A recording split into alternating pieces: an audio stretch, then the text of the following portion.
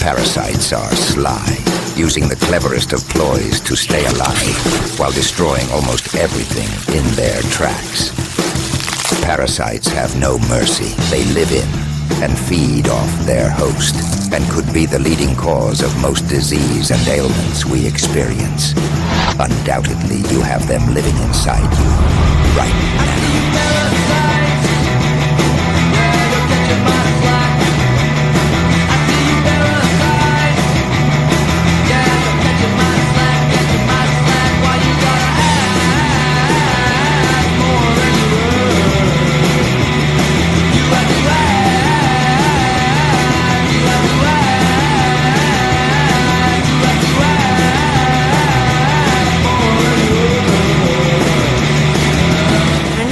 Surgeons thought that she had a brain tumor. But when they opened her up, a surprising find. A life temporarily hijacked by a parasite. You know what they say? An apple a day keeps the doctor away. So this tapeworm, when you actually look at it, has one small little head up here that we've got in the little plant. And the tapeworm head has a little sucker on it, and it sucks and holds on to you right there. Dr. Kenny Bond told InsideEdition.com about a patient who pulled, get this, a 5-foot-long tapeworm out of his gut. A microscopic parasite that's becoming a summertime rite of passage is once again making Americans sick. And doctors say it's a nasty one, causing flu-like symptoms. This morning, Robert F. Kennedy Jr. is responding to a report that a parasite was found in his brain more than a decade ago. Doctors are investigating a medical mystery in Australia after a worm was removed from a woman's brain.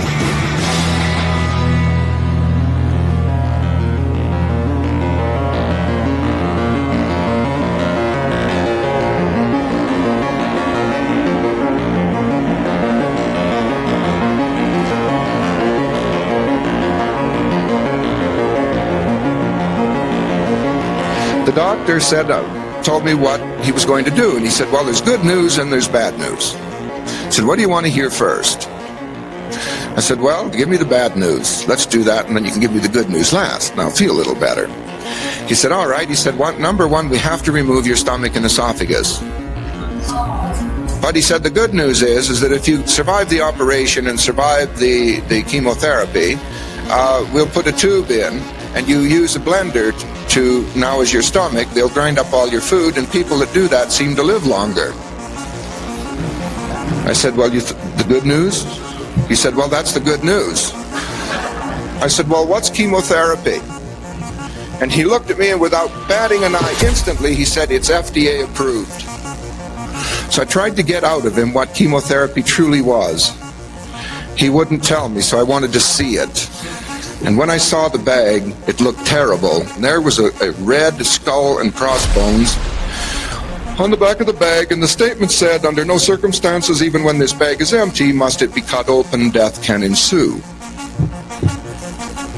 And I said, well, you mean you're going to pump all this stuff into me, and then what's left will kill you?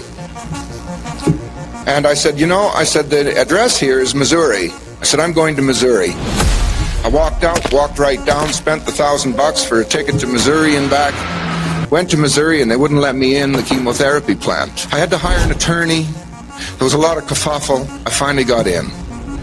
It cost me quite a bit of money to get into that plant. They were very nice. I got a full, complete rundown on chemotherapy. I have the chemical makeup of chemotherapy. They gave it to me. And I walked out with my attorney. It was all done and said. We left, and guess what? I was no further ahead because I'm not a chemist. I don't know what this chemical breakdown is. So I went to a compounding pharmacy knowing that they had a chemist in staff. And the man looked at it, and he looked at me and frowned and said, well, this is part of the War Division, the chemical department of the armed forces. I said, really? He said, yes, and told me it was mustard gas. A warning sign should be posted beside them. After hearing that they were planning on pumping mustard gas through me, I decided to put an ad in the paper, and it read like this. My name's Wayne Rowland. I'm just like you. I have heard that there's a cure for disease that's been suppressed. I have cancer. I'm not going to accept the modality of the day. I need to know if there's a cure that's suppressed out there, and I offer a $10,000 reward. I literally received thousands of calls, but one man impressed me. One man. And he said, there's not one cure for cancer that's been suppressed, there's been 5. Which one do you want to know about? I said, whatever one works. He sent me to somebody that had an original Rife Ray unit. Everything in creation spins and vibrates. Everything has its own prime resonance frequency. And this is why once we can identify the resonance frequency of a bacterium or an atom or whatever it is, we can then manipulate that object with its prime resonance frequency. Sound is the source of all creation. Sound and resonance is responsible for everything. And I used it. 3 months later, the cancer was gone. So was my arthritis.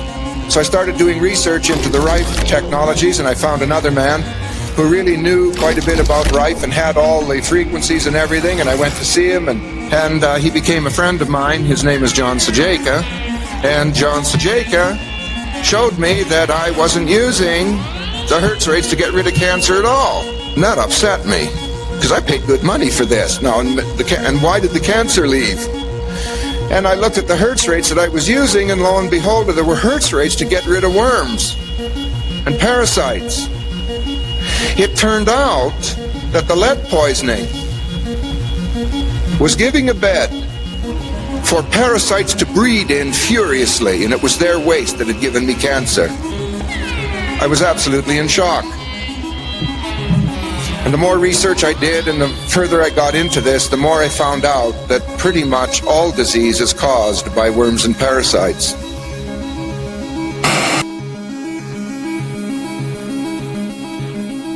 We have a success rate of around 70%, 60-70% in cancer versus a 3% of standard oncology.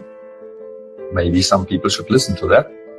And the success on the corona, well, it has been 99.3% and over 1,132 people. So not bad. Well, I say, try to improve that. No, so and when you say, okay, why does it work on corona? Because it eliminates the spike in the standard corona. And does it work on the vaccine too? Yes, it eliminates the same spike. It's the same spike, you know. You just have to drink it 3 months and that's it. And then you will have recoveries from all these problems with the spike protein, what we are seeing right now. Cancer, Guillain-Barré, pericarditis, myocarditis. When you come in the entrance, the girl in the reception, she had a glioblastoma multiple. 6 times, I think. Multiform stage 4, yeah? Several brain cancer, let's say. And now, after 1 year, she's fine. She's working for us, obviously. We have many cases. It is our normal. Our new normal is that, imagine, for example, you have medicine before antibiotics, where the people died of it. That's a boy. Exactly. He had a neuroblastoma. Wouldn't even move. So really hard. No one survived that. Especially when they're young as well, like their fatality rates when they're young are even greater. Much higher, because the cell growth is much faster in kids, and the parents are fantastic. This boy just was chlorine dioxide, basically some seawater, and the plasma drug. That's all what he had. And so the body, when it has enough energy, it will heal itself. The body is a self-healing principle, you know, always. We all have been ill and we're not dead. Okay? And so how does it work? Well, because if you have enough energy, body builds up energy, resources again, then it comes back. It's not only food. No, it's to burn is the most important. The part is oxygen, because we can be 1 month without food or 3 days without water, but only 3 minutes without oxygen. So every cell needs oxygen constantly, and this substance gives oxygen in many different levels. It gives charge and oxygen, and gives both. Oxygen, how much? Well, if you have a standard protocol C, for example, this is here's mine, well, it's 1 liter with 10 milliliter. And when you calculate, you can say, how much do we have of oxygen in this liquid? You know, it's, if you calculate it, it's 10,700,000. 10,700,000 oxygen molecules, now hold yourself, for each red blood cell. This was our lowest point. The truth about parasites has had a profound impact on my health and the health of my family. Since I was a child, I had many different health conditions. My mum rushed me around to different doctors, trying to find solutions, trying to find a way to help her son, her darling son, from all the things that were happening, the things that were out of her control, out of my control, that were everything from Epstein-Barr virus, cytomegalovirus, Ross River fever, glandular fever, Lyme disease. As I became an ambassador for World Vision and did a lot of study actually as a young teen into third world, developing world issues, and I then at age 17 became an ambassador for World Vision and had the privilege of traveling to Tanzania in Africa with a team of other youth ambassadors with World Vision to investigate. And while I was doing one of these trips, I got a horrific parasitic infection that caused a slew of health issues. So early on in life, I started to understand that this was a real issue, but certainly one that I thought was related to the developing world. The CDC reports right now 1/3 of Americans have parasites, and yet not a single medical doctor in America even knows parasites exist in this country. So I find it very interesting that everyone thinks they're just a developing world issue. They're not. They do exist here in America, and it's been amazing to watch a lot of medical doctors around the world get excited in the last 5 years about the reality that anti-parasitic herbs and drugs can cure most, if not all, cancer types of tumors, masses, no matter what stages. I really didn't know a lot, and so that also remained as a lingering issue. So my health continued to have the stacking of problems. Fast forward, my wife and I get married. We, for years, are finding that we're not falling pregnant, we're not trying, nor are we careful, and so we started to wonder, do we have an issue here? And on top of that, the reason why my wife and I were not actively planning to have a child was because our health was so bad. I often wondered, well, what would happen if my wife had a child? What would be the outcome? If I could get to the bottom of this, if I could discover this, then I could turn this around. I could get to the root. To fully understand where we are going, we need to know where we started. Dr. Lee Merritt has done some amazing research into the world of parasites and how the medical industrial complex has led us astray. All right, I'm Dr. Lee Merritt, and I was a classically trained physician. I graduated from the University of Rochester School of Medicine and Dentistry. And to be honest, I'm an orthopedic spine surgeon by profession. So I didn't expect to be in a discussion about parasites and viruses. But what if I told you that cancer, acne rosacea, multiple sclerosis, and rheumatoid arthritis, 4 different diseases in 4 different areas of medicine, what if they can all be treated with parasite medication? We grew up believing that there was infectious disease that was airborne. We heard about the pandemic of 1918. We came up believing that we got sick because of these crazy little invisible virus particles. Well, that turns out not to be true. So what we are dealing with is an intentionally misinformed public who has been lied to by Big Pharma. People also from transmitting the disease. And the chances are very likely that you'll not be able to transmit it to other people. Yes, it will protect you, but honestly, it's not for you. It's so you don't kill other people. It's so you don't spread it to other people. 114 million Americans, nearly half the adult population in this country, has had a vaccine shot already. 114 million of us have had it. The number of people who have died from getting the shot is 0. There's a distinct anti-science flavor to this. So if they get up and criticize science, nobody's going to know what they're talking about. Because I represent science. If you're going to control a group of people, what are you going to have to do first? You're going to have to control the scientists. And one of the ways to do that is to control what they can publish. By the end of World War II, the British government controlled the largest medical publishing house in the world. It was called Butterworth. But it wasn't all the British government. It was MI6, the British spy agency. At this time, Butterworth had joined the German government to create a larger publishing house, and they called it Pergamon. So peer review comes screaming in 1965 through his company, Maxwell's company, called Pergamon Press. So Ghislaine Maxwell's father is like the first major attack on science. Pergamon, by the way, in the Bible is known as the city of Satan.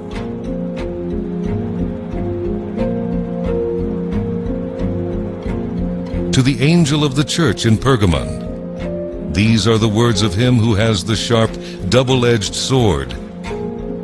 I know where you live, where Satan has his throne. Pergamon existed in Turkey as a sacrificial altar until it was rebuilt in Germany. Now, the first editor-in-chief of Pergamon wasn't a scientist at all. He was a spy. His name was Robert Maxwell. He was a Mossad agent and proven to be a spy for the British. People recognize the name because he's actually the father of Ghislaine Maxwell, the consort to Jeffrey Epstein. And his assuming this role was a shock to everyone in the medical industry. It was obvious that he'd been doing odd things for MI6 in Germany already, and he suggested that we should subsidize him to buy a book business. I don't know of any other case. I was certainly never involved in any other case of MI6 buying a business for anybody.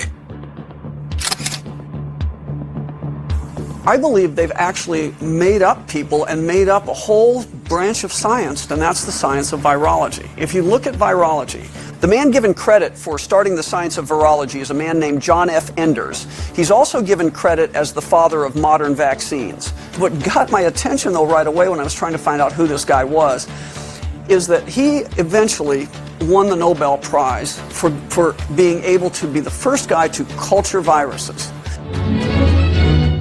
Och här är då först professor Enders. Now, I'm going to tell you, his paper that he won the Nobel Prize for, you can't read the original paper because they've bottled it up behind an institutional paywall. If I'm the chief of medicine at Harvard, I can probably get at it, but I can't get at it, and you'd have to pay a lot of money to get at it. Why do they care about a paper that was written in 1954? We know about his paper from his Nobel laureate presentation when he was awarded the Peace Prize in 1954. So who is he? Well, on the Nobel website, they explain his history. They say he took off a year from Yale to go fight in the Air Force in 1918 and was given to rank of ensign. 1967 marks the 20th anniversary of the establishment of the United States Air Force. There was no Air Force in 1918. Okay, it was the Army Air Corps. We didn't have an Air Force until World War II time frame.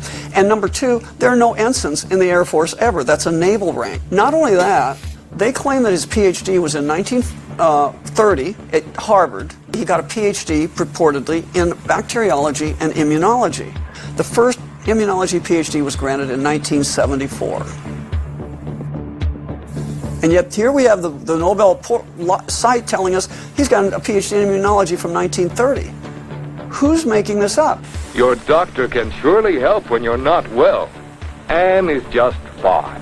We take good care of her, the doctor says. Isn't it good to have a doctor who can help you? Because after this paper was published and was elevated by publications like Pergamon, virology basically replaced the science on parasites as they continue to impact our health. So by this point in the 20th century, the medical industry gave us two paths. One was petroleum medicine that was designed to prolong our illness to create wealth off it, and the other was homeopathic medicine found in nature that was derived to cure the illness. A good example of this was Royal Rife's groundbreaking frequency device. As far back as 1920, I conceived the idea and the possibility of when the causative agent of malignancy, so-called cancer, would be discovered and found and proven that it would be caused by a microorganism. Of course, reception that I received that far back from the medical profession and scientists was nil. But I kept at the work, and I succeeded in eventually isolating a virus. First, I began sectioning tissue of every known type of malignancy. I sectioned over 20,000 of those, cut them down with a special microtome to very thin. Some of them were only a micron in thickness. Arthur Kendall and I, working jointly in the Pasadena General Hospital, succeeded in isolating what we classify the first filterable form of bacteria ever seen. Now these filterable forms are very minute in size. The smallest of all is the one from the BX, which we isolated from cancer. But that is the smallest and is less than a 1/20th of a micron in dimension and highly motile. We succeeded in isolating this organism, this BX, using a Kendall media. Many people are talking about common illnesses, with which we are all familiar, of course, being the result, it turns out, of parasite infections in humans. And before you go thinking that this is a third world country issue, that these small animal systems don't exist in the United States, well, you might want to think again. The CDC acknowledges that cancer is a parasitic infection. Hell, even the American Cancer Society, which is a federally funded agency and a puppet of the DoD mass genocide operation, also acknowledges that cancer is actually parasites and their egg sacs. Every day on American university campuses, many students and professors are working very hard to discover a cure for cancer. The year 1910, 0.07% of people in America die from cancer. So you might ask yourself, with such a little bit of death, why would they make what later became known as the American Cancer Society?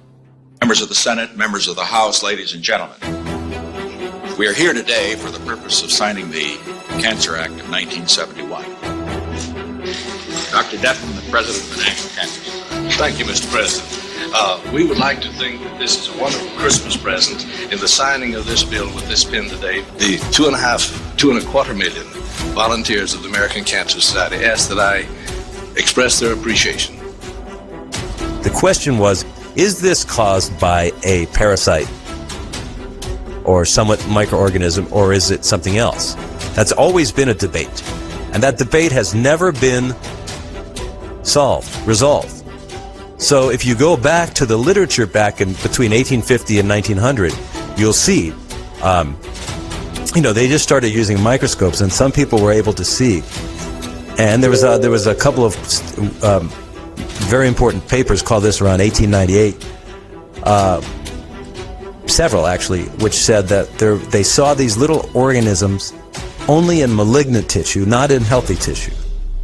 And so they were calling it the cancer parasite.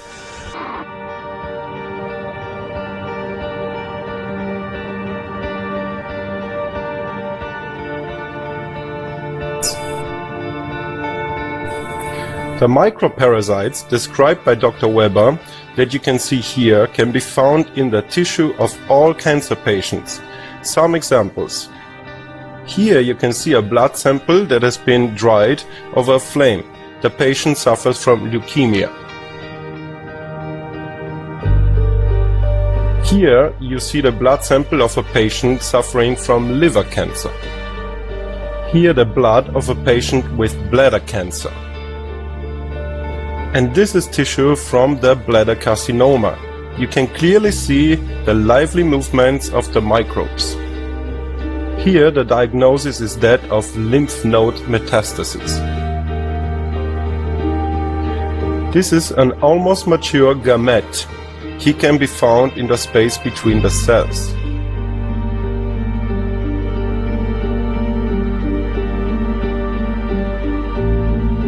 And here a blood sample after mammal surgery.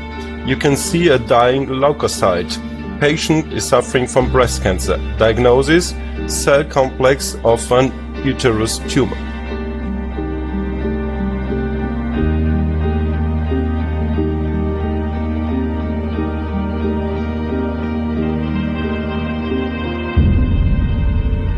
This is the blood of a patient suffering from a lip carcinoma. And here cells of a lung carcinoma. In the lower left part you can clearly see red blood cells in whose innards there are lively microparasites.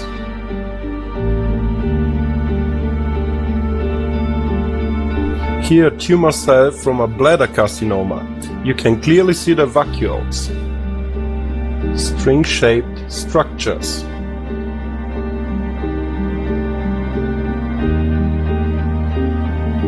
All recordings have one thing in common. You can see certain reoccurring types of microbes in all of them. There is no tumor tissue without these microbes. There is no blood of a cancer patient without those microparasites.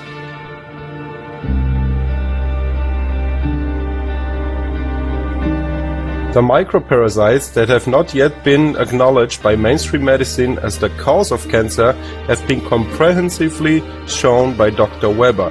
They belong to two species. A. String-shaped, grown up. Their length is 2 times that of a red blood cell. B. Stick-shaped. This is the most commonly found shape. The length of this gamete is about the diameter of a red blood cell. The youth form of both species are round or oval-shaped. In normal blood tests, those parasites normally remain undetected, as they are hiding inside of the red blood cells. They are perfectly camouflaged by the exterior of the blood cell. The inner of the blood cell also offers plenty of food in the shape of oxygen and hemoglobin. The parasite enters as a so-called merocyte, the youth form, into the cell and fattens up and grows to its full size. 2 gametes inside of the blood cell can be seen here. When the cell has been eaten empty, the sexually mature gamete leaves the cell and looks for a partner to exchange DNA with. We first have to realize that this is a false reality. There's something wrong with our reality. It's not just they're lying to us about a little thing here and a little thing there. There's a general overlay of falsehood overlying science in our world today. How do we get out of it? As I was telling you about our family's health crisis, I was desperate to find out the root cause of it and not just go through the traditional routine of masking it with pharmaceutical drugs. And my wife, she was in pain. She was crying herself to sleep a lot of nights in pain. I felt that there was nothing I could do about it at the time. And so that was a very horrible time for us to kind of just watch that happen and look at the future that we had both hoped for and planned and been so excited about. My wife then had a diagnosis of anxiety and depression, got put on medications for both of these set of conditions. And what that meant was that she was then now struggling. She was dealing with a lot of issues with her self-worth, her self-esteem, and then now battling with this set of mental health issues that was out of her control, and just feeling out of control in her life, feeling that she could not control her temper, modulate her emotions, her mood. She would just lash out and lose her temper and be out of control emotionally, and then feel like, what am I doing? Why am I hurting? Reading and, like spending all this time learning of how to be a better person. And I just felt like I was getting worse. Trying to do the right things, live the right way, help people. My husband and I at that time, this is around the time that Jonathan was into the health space, and we were sharing all this amazing news and all these testimonies of people having breakthroughs and doing all this personal development and helping people. Meanwhile, I was dying inside, I was breaking, and I felt so broken, and I'm just like, when am I going to get my break? And I felt like, at the same time, I felt like my husband, the person that was the closest to me, couldn't see me either in the midst of it. And I just wanted to tell people, I don't know, I just wanted to I don't know what's going on. And I just get angry, just be angry. And I feel bad that I could not at that time know how to solve that problem, nor be able to fully empathize and understand and relate to her, to be able to actually understand what it was that she was going through. At the time, you often, certainly this was my case, I was looking at the surface. Now, I begin on a quest. I start doing a lot of work, taking my investigative journalism background and finding then a way to use those skills for the best good. And I had the opportunity to work with a company called The Truth About Cancer as a producer for them. Started traveling the world, traveling around America, finding these breakthrough cases of people reversing cancer. Now, all of a sudden this issue with parasites then comes up again, something here, something to go deeper into to understand more about. And, I began to do more research, and to my amazement, the solution would soon be more clear. So here's what you need to know. We get sick because of three things primarily. We get sick because of electromagnetic radiation, because of poisons that they put into the environment, and because of parasites. Well, we now know that we are electromagnetic. Now, the work of Dr. Pollack up in Washington State, or the University of Washington in Seattle, he looked at how you get rid of toxins in the body. And it turns out the body works like a battery. So light, you might say light creates this kind of battery. The question is, are we also solar powered? Do we use light to get some of our energy? We actually do. We engage in the first step of photosynthesis, that is the splitting of water into the negative and positive. You actually have to keep a charge. You have a negative and positive charges, and you have this exclusionary zone. And when you have a poison in the body, let's say you're cleaning with Lysol because you're convinced that you need to, sterilize everything, which is not a good idea, by the way, but you did that, and you get some of these particles ingested in you and in your body. They act as poisons. But your body can handle it because it isolates them with a charge and it spits them out. And that's how we get rid of toxins in our cells. If you get too many and your batteries are run down, then you can't survive. And that is what flu is. So if you screw up the battery system for a variety of ways, you don't get enough sunlight. So whenever you have the electrical EMFs that are going through, these are causing positively charged ions in your body. When you're born, you have a bunch of negative ions. This is the reason kids, they heal faster, they have more energy, they wake up easier, and they just go hardcore all throughout the day. Over time, as you grow older, you start to lose the negative ionization and start collecting positive ionization. Well, these electrical EMFs that are coming off electrical cords and Bluetooth and Wi-Fi and everything else around us, even cell phone signal, these are positively charged ions that your body's picking up. So grounding, if you look at grounding, it's effective because it's an electron exchange. You have positively charged ions and the earth is a negative ground, and it's sucking these positively charged ions out of your body and it's replacing it with a negative ion. So your inflammation goes down. You sleep better. You have more energy. So instead of doing that, that's essentially what my machines are doing. I've taken my great uncle Royal Rife's technology and have successfully countered these positive ions. Through his technology, we have seen dramatic changes in multiple ailments. I work on EMFs, and I do electrical synapse through the body through electromagnetic fields. And it's kind of like with music, whenever you have something in sync and within tune, it works a lot better because it's resonant. And that's how these electrical synapse works. But it's also giving your body negatively charged ions and pushing the positively charged out. So this all makes sense when you start looking at it.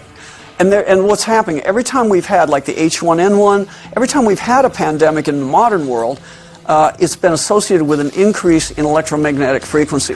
When they said a virus spread around Wuhan and was killing people, they didn't lie, but they were speaking the old tongue. In Latin, virus means poison. It does not mean a little germ.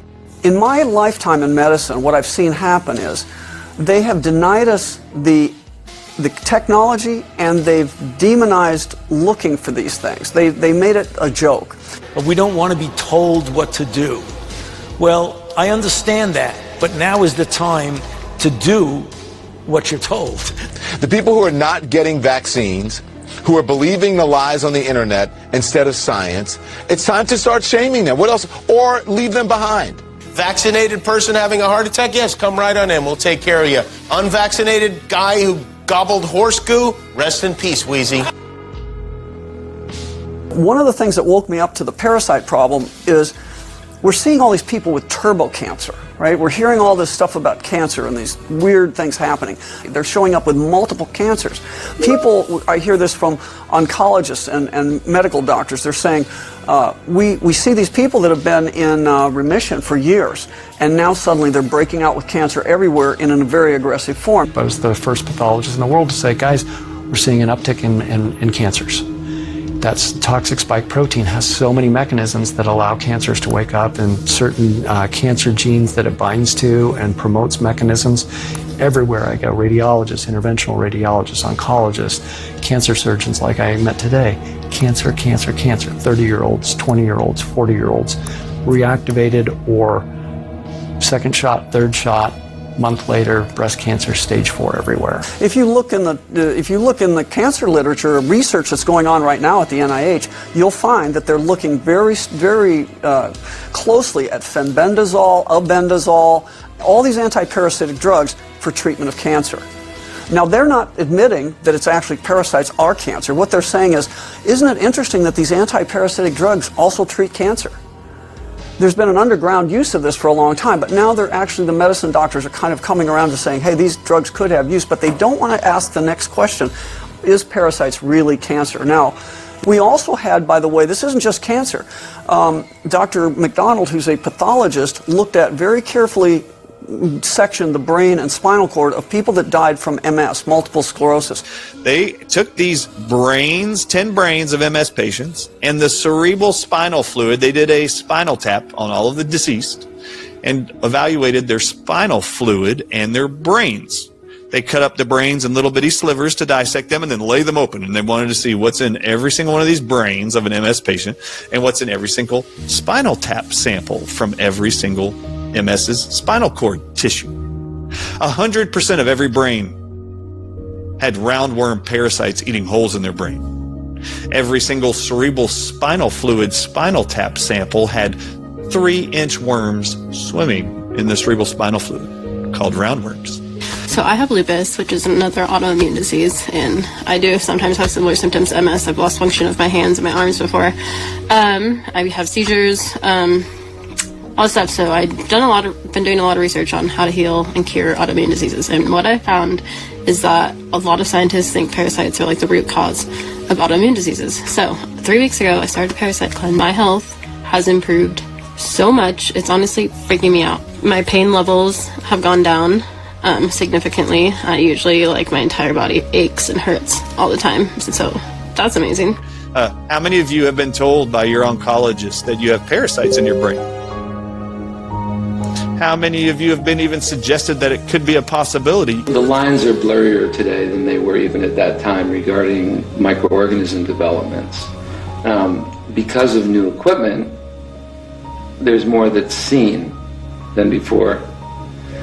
But what's happening is that all this emerging information is creating a revolution in the field. And now people are dealing with things that they didn't even know existed even 10 years ago. Mycoplasmas, nanobacteria, bacteria that are smaller than viruses. Right? People don't even know how to classify what they're looking at. It is such a chaotic soup. And there isn't a lot of money that goes into research around it. It's a highly undefined field. We're having to actually, there's been a language that's had to be invented even to talk about some of these things, to even name them.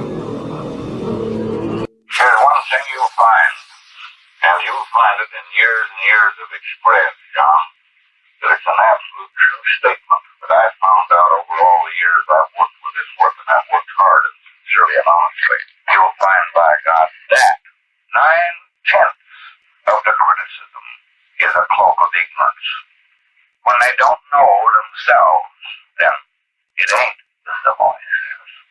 Recently, in 1970s, we discovered that in people that have heart attacks, that have plaque in their arteries, we're finding at the center of the plaque is what they call calcium-producing microorganisms.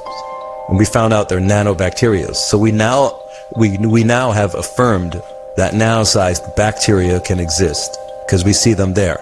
So now they're saying, well, coronary artery disease, which is heart attacks, is an infectious disease. Texas health officials say kissing bugs have infected at least 12 people with a parasite that has the potential to kill, and the parasite they leave behind causes Chagas disease. The disease has an acute phase, much like the flu to start, before it transitions into a chronic phase, during which up to 30% of people develop heart problems. I've never left the United States. I've never even been on a cruise. So it had to be here. I was infected right here in Texas. One of the things that I found was that a study done on one parasite, which is called Toxoplasma gondii. This is a parasite that is estimated to be infected in 60 million Americans. Now, that's just one parasite in 60 million Americans. Now, what does that mean? Well, studies done on this parasite showed that if you had that parasite, you were 7 times more likely to attempt suicide. These things are all happening all together, downgrading people's health, dropping their guard against the parasitic infection. Now, they grow. They can then get misdiagnosed as cancers. They can cause the growth of cancer in your body by creating environments that are a toxic slew that then cause a dysregulation of the body. And so let's say it's a heart cell or skin cell or eye cell. Instead of it making that proper conversion, because of the toxic overload, this is now dysregulation. That dysregulation causes the body now to produce these unhealthy cells that have not completely formed.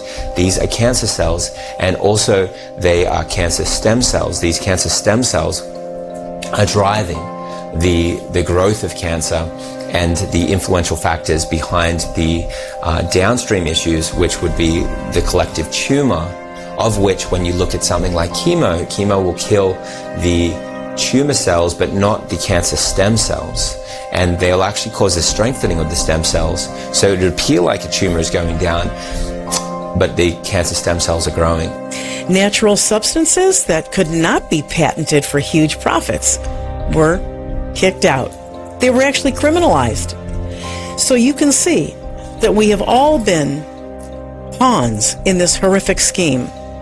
I personally am a 3-time survivor of cancer. 2 primary breast cancers, where I underwent a radical mastectomy that took down my tissues all the way down to my chest wall, and malignant melanoma earlier in life. When I think at how vulnerable I was to the allopathic system, and I realize now that my treatments could have been healthier, easier, and without disfiguring surgery and toxic chemicals, I get angry. Anybody would. And I get sad. But I can't change what happened to me in the past. I can hopefully pass it on so that others don't have to go through a similar process of pain and suffering and disfigurement without their consent, without knowing completely what all the options are. And I know it's kind of hard for people to grasp this reality that a medical professional may not know something about your health or the diagnosis that they are actually specifically trained to address. But most autoimmune diseases, most cancers I've ever seen in my practice who had been diagnosed with any form of cancer, the majority of them and those diagnosed with any autoimmune disease, fibromyalgia, lupus, it doesn't matter, rosacea even, they have parasites.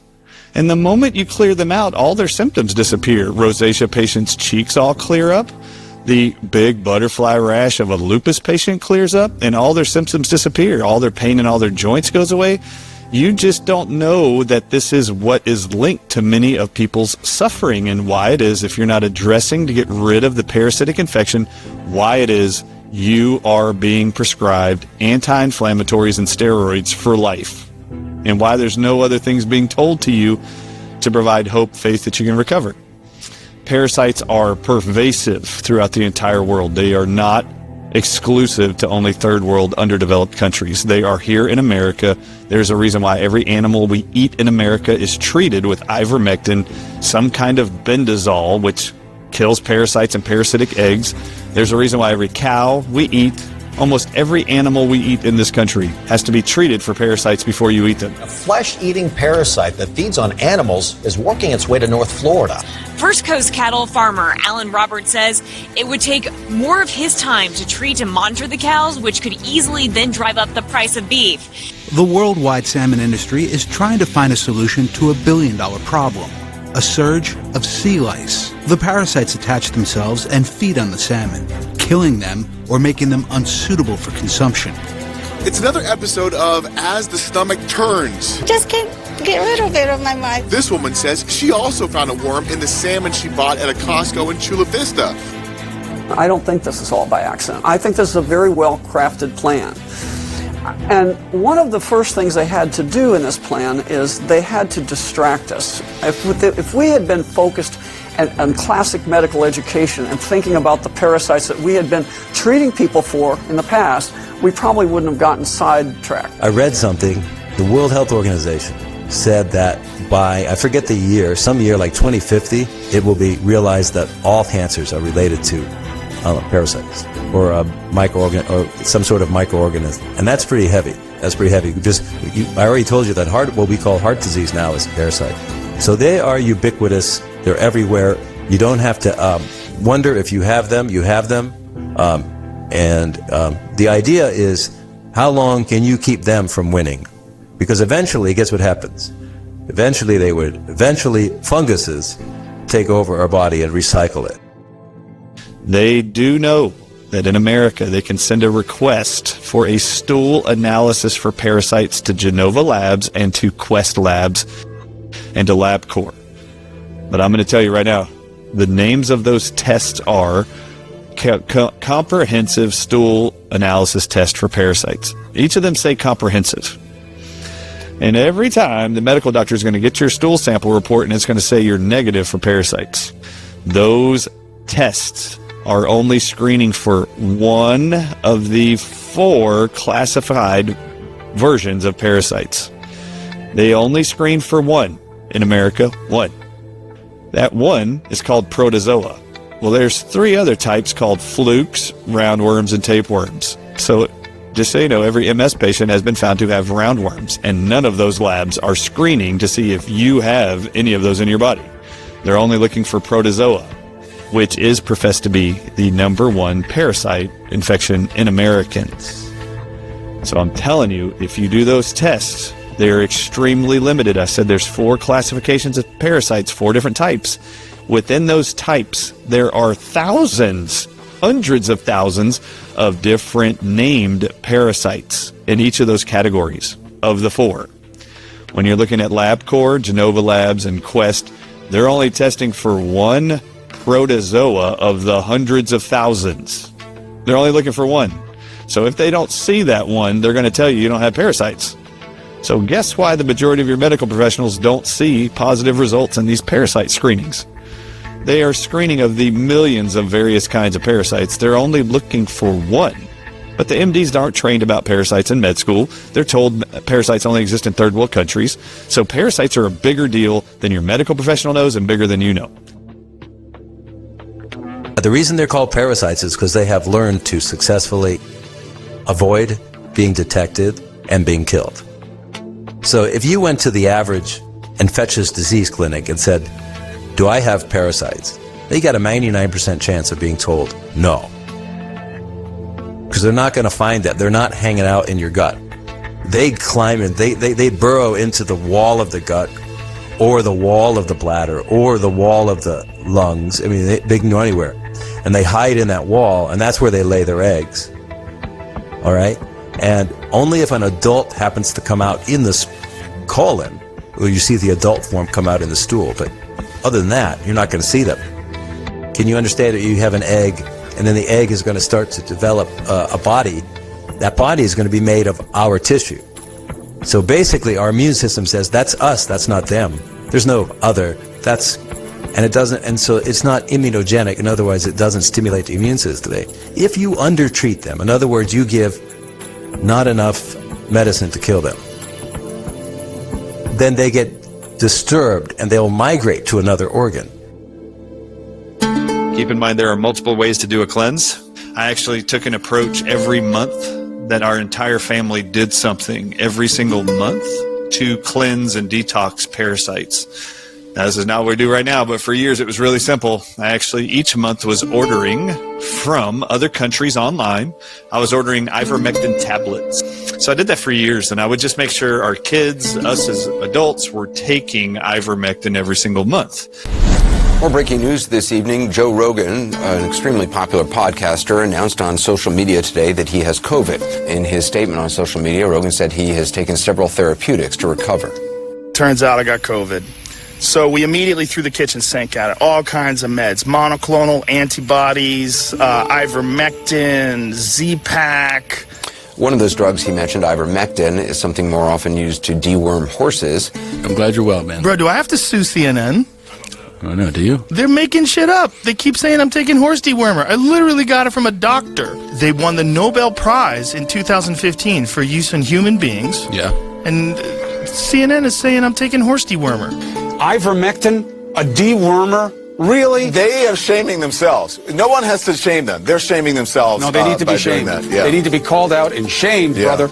I am taking a regular dose, whatever. They're trying to build up of ivermectin. Ivermectin was a boogeyman early on in COVID. You couldn't talk about it. That was wrong. We were given bad information about ivermectin. Now, we would only do one dose, so we were just doing it monthly as a way to cleanse worms and parasites. This is not what I use to treat parasites. This is very different. So in my practice, we treated autoimmune diseases from all around the world. 16 different countries came to my practice in both Tennessee and Texas, and 80% of all the people who had autoimmune diseases had parasites, and I never had to use ivermectin and never had to use hydroxychloroquine to treat those patients. I typically would use a 5-day on, 5-day off approach of using herbs from plants that actually kill worms and parasites, break open eggs of parasites, and so you would cycle these things 5 days on, 5 days off. The primary ones I used were wormwood extract, otherwise known as artemisinin, a plant, and it has some of the very same actions in the human body to protect you from parasites as ivermectin does and hydroxychloroquine. So I always used wormwood extract, and I used dandelion root extract, which is very anti-parasitic, and then we also used other herbs and plants. Parasites are mostly encysted and they're in a kind of a stasis in these little areas around the body. And when you take your dose of medicine, whatever medicine you do, whatever you do to get rid of the parasites, the first thing they're going to do is get rid of the mother parasite. The mother parasites apparently put out some hormone or chemical or signal that cause the babies to just all stay encysted. So they're not out making you sick. They're not swimming around. But the minute you get rid of the mother parasite, these things start hatching out. And this is why you need to cycle the drug. You kill off some, then you let more come out of these cysts, you kill them off, and you have to do this over a long period of time. Now, here's where the problem is. If you wait too long in between doses, what will happen is you'll have such a big parasite hatch out that you will actually kill so many parasites your next round of drugs that you will get what's called a Herxheimer reaction. And what happens is these parasites will be suddenly killed, and they will give you like an allergic reaction to dead parasites. No surprise that your body doesn't like a lot of dead parasites. And you'll notice that you'll notice your stools will change. You'll have all these things happen. It turns out everything cancer likes, parasites like.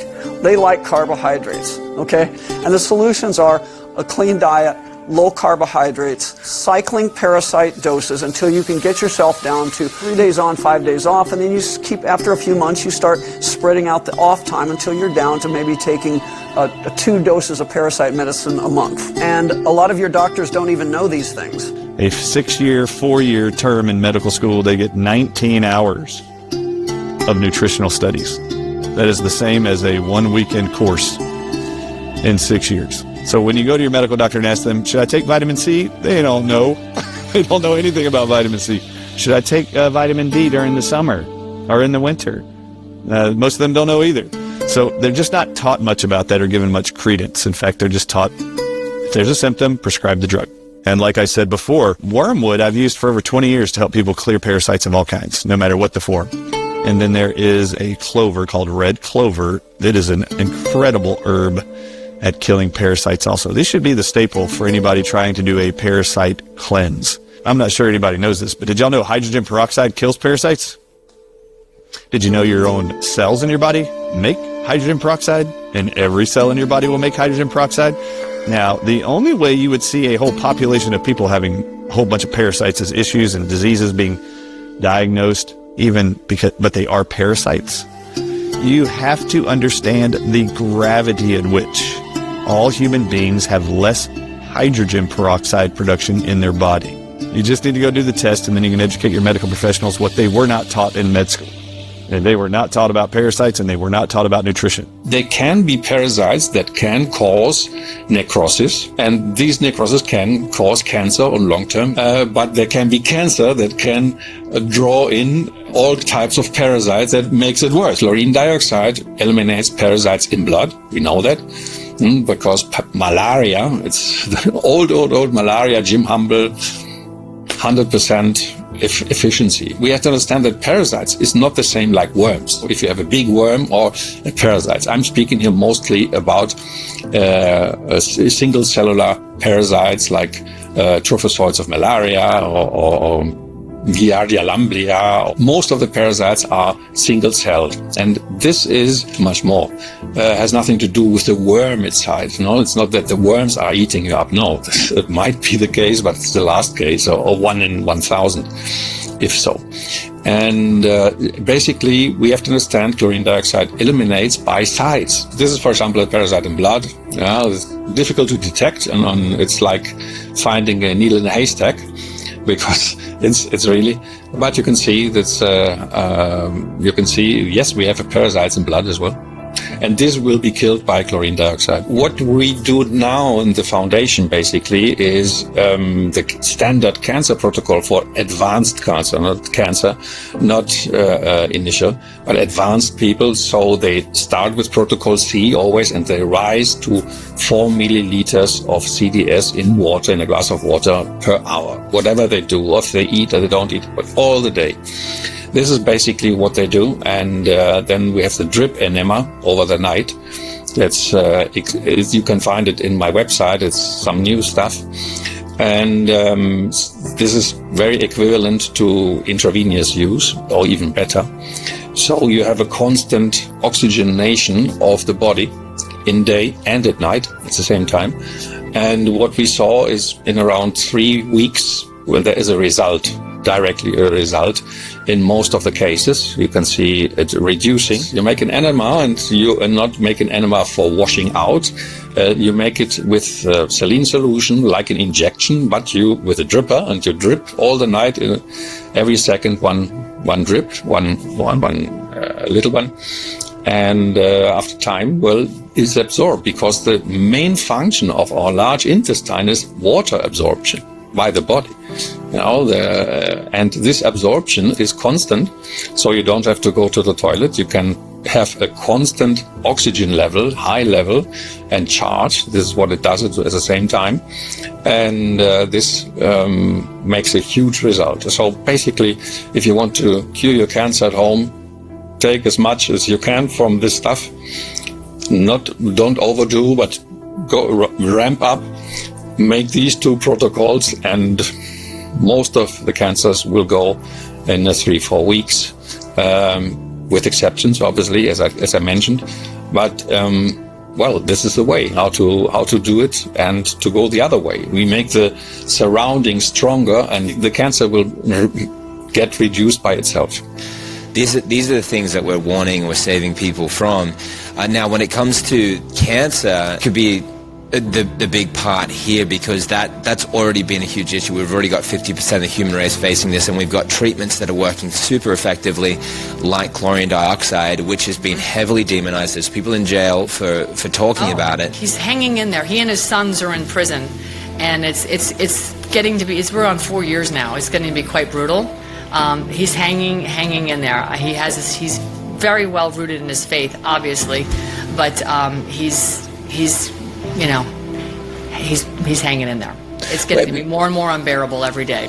And what aspect of it is unbearable? Well, they've separated the family for a while. They moved them to a facility in Texas for a while where they were under psychological evaluation. And then they've just moved them around, sort of like diesel therapy, right? Where you're just constantly on the move. Last I spoke to them, they were back in Miami, incarcerated down there. But again, the very people that have incarcerated them are also the same people that come from agencies that know that chlorine dioxide actually treats cancer. There's studies in the NIH that show you that if you inject chlorine dioxide into a cancer tumor, it gets rid of the tumor inside of minutes.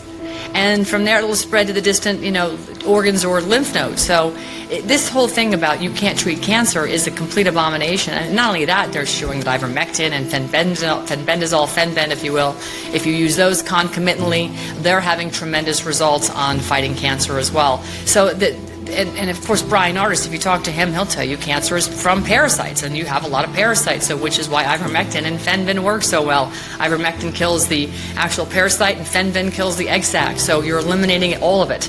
And again, another abomination of the National Institute of Health, our CDC, our FDA, that are now demonizing people who are providing easy, some very homeopathic treatments for diseases that don't even need to be labeled a disease, because as Mark Grennan calls it, it's dis-ease, right? Your body is not at ease. You have a lot of inflammation going on, or you're out of balance, so other organisms are allowed to flourish. It's sort of like taking a probiotic every day to keep your gut health really strong, so that you don't have discomfort with either indigestion or just issues, digesting food down the line. And which, of course, your brain down here is directly related to the brain up here. They're interconnected.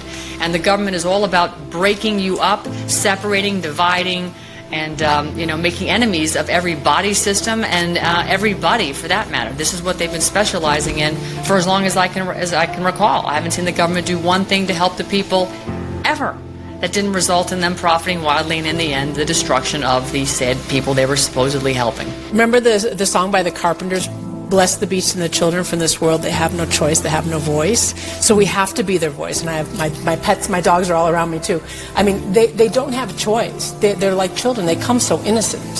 So if we shut up and we take it, I mean, it's been difficult. I mean, the attacks are crazy. You're like, wow, that's crazy.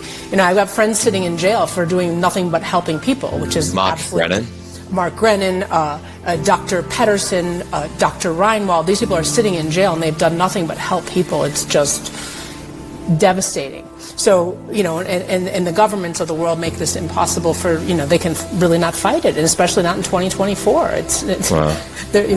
So anyway, but those of us that still have a voice, you can't stop helping them, because they don't have a choice. We have to. Wow. It's beautiful. like, if you saw a child on the street lost, you would stop and you would help the child, because the child is by themselves. That's what we're supposed to do. We're adults. We're supposed to help and not hurt and harm. But, wow. Humanity has fallen so far. But there's still some good, there's still some good apples on the tree, like we were talking about, son of yourself and, other colleagues of ours. There he is. Mark? Mark? Hey, it's me. Hi, brother. God bless you. I got your stuff okay. Well, I look similar to your picture, but I thought you were having a longer beard. They cleaned you up, huh? Yes, I went to the front. They told me to come to back. Anything you want to say to the people? This is your first day out for how long? 4 years. Unbelievable. Today's a day of victory. Let's get to the car, because you're on a time schedule. Well, just wanted to share that with you, my brothers, my sisters. That's my Pastor Mark Bishop Grennan. Yeah. There he is. Free. I'm free. He's free. Woo! Free at last. Hallelujah. God bless you. I'll get you tuned in a little bit later. We got to get to the car. My mind is blown, and I can see so much about what is possible and the potentiality of what is actually driving cancer and what is there to solve these prolific, horrific, profound cancer cases that have no real solution in the mainstream Western field. But here they are being completely solved and turned around. All of a sudden, my wife then starts becoming open to these kinds of conversations. I then start putting her in front of doctors that know what to do and understand these kinds of problems. Now, my wife then is, with her blood work, all the doctors getting you to do all this blood work and then trying to give you a supplement to kind of try to balance those markers when all they're doing is band-aiding up an issue and not getting anywhere. She's then still trying all the different treatments. Like, for example, she'd have to get a chiropractic adjustment every day, and then she'd still lose the adjustment again. Do it again the next day, the next day, the next day. And so all of these Band-Aid approaches were not getting to the root for her. So now she then sits in front of a doctor that I put her in front of. I brought my test results with me, and I didn't think what would come out of that would be hope. But we got there, showed Dr. J the test results, and he basically said, these look like red flags for parasites. I got so offended, and I was like, no, there's no way we're talking about this. This is not, like, what do you mean I have parasites? She then has this kind of wide-eyed, white-faced response. She's not happy about this. She's actually feels offended now. She's immediately offended. She's like, "What? You're saying that I have parasites? I have things inside of me?" So this is her reaction. And then he's just calmly, yes. And so, but like Shrek says, better out than in. Within 3 months, all of my health issues that I ever experienced, even from the point I was 13, went away. I had no more symptoms of anemia, no more symptoms of hypoglycemia, no more symptoms of irritable bowel syndrome, digestive issues. I could eat for the first time in years. Whatever I wanted, really. It was freeing. It was really amazing. And I still kept passing parasites 3 months after. Lori was battling this issue with infertility without us realizing. Now, all of a sudden, as soon as she's gotten rid of the parasites, her body makes way for a new organism, which is life, her own child, not an unwanted organism that is destroying her health.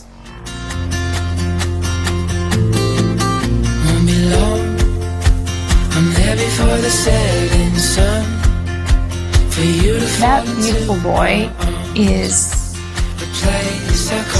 the symbol of a new beginning. Not only that, just knowing that I gave him the most awesome beginning. I can feel good that I gave him a good start to life. You know, I detox my body. It's healthier. I feel like I have the ability to be a mother to him.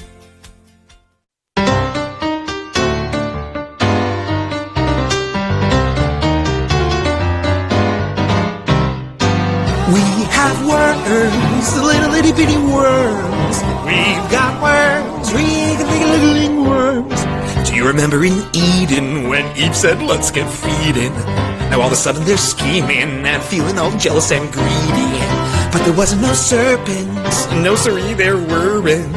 Even Adam had worms, so wondering if it was worth it. Now with knowledge forbidden, Yahweh said, "Are you kidding? Another alien invader, good luck, I'll catch you later." There are worms in our butts, and they're driving people nuts. We have worms in our butts, they keep messing everything up. We have worms, little itty bitty worms. We've got worms, wriggling worms. You know those pharaohs in Egypt? Well, you will never believe it. They worshipped kitties whose feces was filled with wormy diseases. And snakes on their crowns when you look at them upside down. It's the parasite hiding in plain sight. Like some suspicious traditions, a breast to bite the baby children. It likes to ride in saliva. It's why you kiss the bride. There are worms in our butts, and they're driving people nuts. You have worms in your butt, and they turn you into a slut. Ever wonder why you're cranky or crave anal hanky-panky? It's these worms in our butts, now we become completely cucked. We have worms, little itty-bitty worms. We've got worms, wriggling worms. We have worms, little itty-bitty worms. We've got worms, wriggling worms. Did you ever learn about the Knights Templar? They had a fruity ritual to be a member. When your turn was up to be inducted, you had to kiss another knight in his buttocks. Ever wonder why there's more and more pedos? It's the wormies squirming in their heados, like the bugs whose brains are infecting. So they climb until the birdies ingest them. As the wormy birdies fly into the sky, the pedos spread the parasites. If you doubt this massive deception, just try and mention ivermectin. There are worms in our butts, and they're driving people nuts. We have worms in our butts when you listen to your gut. It's the viral hive that's hiding inside your host intestinal lining. Why these worms in my butt keep on telling me what's what? We have worms, little itty bitty worms. We've got worms, wriggling worms. We have worms, little itty bitty worms. We've got worms, wriggling worms. There's a reason you're consuming all this sugar and drinking lots of booze and using hookers. When Rowdy Roddy put on his sunglasses, he suddenly could see their wormy asses. 'Cause lurking right outside our dimension, the hive mind is dying.